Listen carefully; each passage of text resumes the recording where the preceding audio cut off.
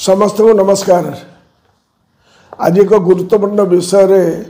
मु सूचना देवाई जाऊँगी जहाँ चाषी मान उद्दिष्ट एवं अत्यंत दुख एवं मन परिताप विषय जो थे मन उद्वेलित होची कारण आम चाषी परिवार पिला आखि आगे चाष उजुड़ी जाऊँगी चाषी प्रभुत क्षति होगापी जाऊँगी तार अंटा भांगी जीव जो भाव में वर्तमान सरकार कार्यक्रम एवं जो भाव में एक वातावरण सृष्टि होती वर्षा पर उपकूल अंचल सारा राज्य रे आपण मैंने जानते बर्तमान चाषी भाई भौणी मान अकथनीय असुविधार सम्मुखीन होती अदिनिया वर्षापाई एवं सरकार असंवेदनशीलता सीमा लंघी सारा केवल राजनीतिक अभिसंधि रखी राजनीति क्विंटाल पिछा 800 टका इनपुट सब्सिडी देवा घोषणा करदे किंतु छोट छोट अक्षर रे कंडीशंस अप्लाई करदेला भली कहीदेले एवं ऑफर है जे एफएक्यू मानर आमे धान पाई यहाँ प्रযোज्य 800 टका दिज्व इनपुट सब्सिडी एपरिकी से विधायक माने माने खोद माने पदाधिकारी माने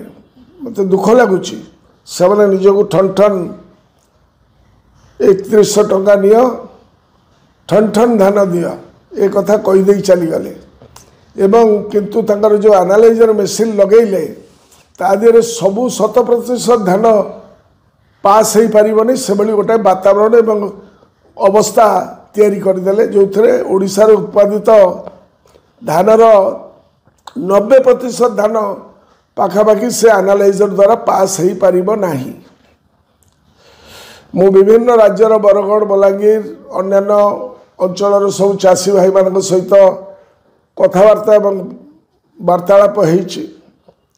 एवं से मेसीन मध्य चिन्ह पारुना बरगढ़ एवं बलांगीर रे स्वर्ण धानटा कौन कौ धानरू कौन हम एवं ता छड़ा जी मंडी बर्तमान खोल जाइए सबू मंडी पाखापाखि धान उठी पारुना मु काली गत गणमाध्यम देखिली जे पाखापाखि 16टी जिला मंडी खोली किंतु से सबू अधपत्रिया भाव में खोली एवं सबु जगह धान उठी पारुना जोगाड़ मंत्री निज तथ्य से भी तथ्य ठीक कि नहीं ताकू पुणी तर्जमा करने पड़ो जे 7.5 लाख मेट्रिक टन धान संग्रह करा जायछि प्राय 1.5 लाख चाषी ठारू अर्थात उभय धानर परिमाण एवं चाषी संख्या मात्र धार्य लक्ष्य ठारू पाखापाखि 10% कम 10% रु कम। यही परिप्रेक्षी में आपण मैंने जानवे जे जितेबाला से कही नवेम्बर मास 10 तारिख 13 तारिख और 20 तारिख भितर से जो मीटिंग करते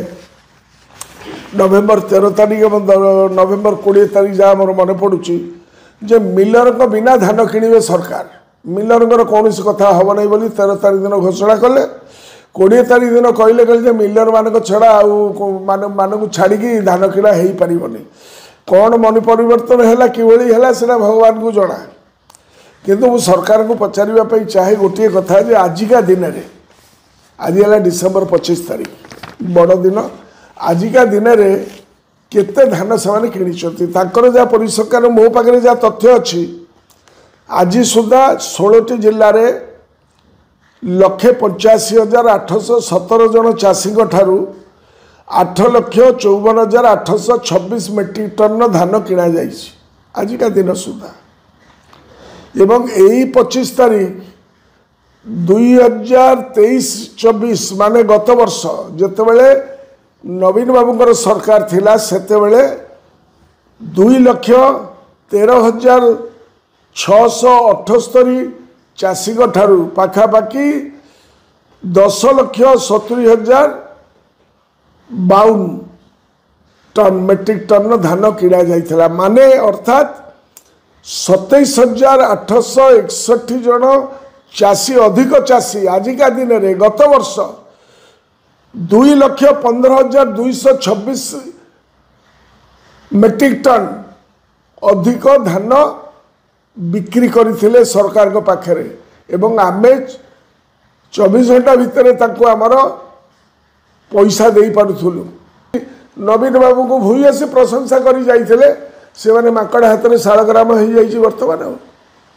तो चाषी मैंने हाउतासन भितर रही सहित कौन प्रकार गोटे आदान प्रदान 1-to-1 कथबार्ता करुले नवीन बाबू